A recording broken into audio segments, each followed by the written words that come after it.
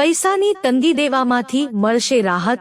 અપનાવી લો આ કારગર ઉપાય, કોઈની પાસે નહીં લેવા પડે। વાસ્તુશાસ્ત્ર અનુસાર કેટલાક સરળ ઉપાયો ઘરમાંથી નકારાત્મક ઉર્જા દૂર કરી તમારી આર્થિક સ્થિતિને મજબૂત બનાવી શકે છે। મુખ્ય દરવાજો, ઉત્તર દિશા, રસોડું અને મીઠાને લગતા ઉપાયો અપનાવવાથી નાણાકીય સમસ્યાઓમાં નોંધપાત્ર ઘટાડો થઈ શકે છે। ઘણીવાર જોવા મળે છે કે કમાયેલા પૈસા ઘરમાં રહેતા નથી અને દેવું ધીમે ધીમે વધતું જાય છે। વાસ્તુશાસ્ત્ર અનુસાર આનું મુખ્ય કારણ ઘરમાં ઉર્જાનું અસંતુલન અને ખોટી દિશામાં મૂકવામાં આવેલી વસ્તુઓ હોઈ શકે છે। કેટલાક સરળ વાસ્તુ ઉપાયો અપનાવવાથી તમારી નાણાકીય પરિસ્થિતિમાં સુધારો થઈ શકે છે અને દેવાથી રાહત મળી શકે છે। મુખ્ય દરવાજો સ્વચ્છ રાખો। વાસ્તુશાસ્ત્રમાં ઘરના મુખ્ય દરવાજાને ઉર્જાનો પ્રવેશદ્વાર માનવામાં આવે છે। આ વિસ્તારમાંથી ઘરમાં સકારાત્મક અને નકારાત્મક બંને ઉર્જા પ્રવેશ કરે છે।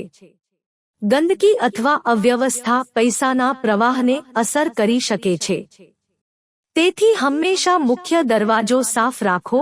નિયમિતપણે ગંગા જળ છાંટો અને દરવાજા પર સ્વસ્તિક અથવા ઓમનું પ્રતીક દોરવું શુભ માનવામાં આવે છે। તોરણ લટકાવવાથી સકારાત્મક ઉર્જા પણ વધે છે। ઉત્તર દિશા પર ખાસ ધ્યાન આપો। ઉત્તર દિશાને ધન અને સમૃદ્ધિની દિશા માનવામાં આવે છે। આ દિશાને હંમેશા સ્વચ્છ અને વ્યવસ્થિત રાખવી મહત્વપૂર્ણ છે। અહીં તિજોરી અથવા પૈસા રાખવાની જગ્યા રાખવી શુભ માનવામાં આવે છે। તિજોરીમાં લાલ કપડું મૂકીને કુબેર યંત્ર સ્થાપિત કરવાથી નાણાકીય સ્થિતિ મજબૂત બને છે અને દેવામાંથી મુક્તિ મળવાની શક્યતા વધે છે। રસોડા ઘરની યોગ્ય દિશા અને વ્યવસ્થા। રસોડાને ઘરનું આર્થિક ઉર્જા કેન્દ્ર માનવામાં આવે છે। તેને દક્ષિણ પૂર્વ દિશામાં રાખવું હંમેશા શુભ રહે છે। રસોડામાં ગંદકી કે અવ્યવસ્થા પૈસાના પ્રવાહમાં અવરોધ લાવી શકે છે। તેથી રસોડાને સ્વચ્છ અને વ્યવસ્થિત રાખવું ખૂબ જ મહત્વપૂર્ણ માનવામાં આવે છે। મીઠા માટે સરળ ઉપાયો। વાસ્તુશાસ્ત્ર અનુસાર ઘરમાંથી નકારાત્મક ઉર્જા દૂર કરવા માટે દરિયાઈ મીઠું ખાસ મહત્વનું છે।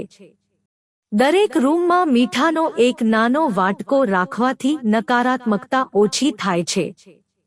આ ઉપરાંત અઠવાડિયામાં એક વાર મીઠાના પાણીથી ઘર સાફ કરવાથી ઘરમાં સકારાત્મક ઉર્જા વધે છે અને નાણાકીય સ્થિતિમાં સુધારો થાય છે।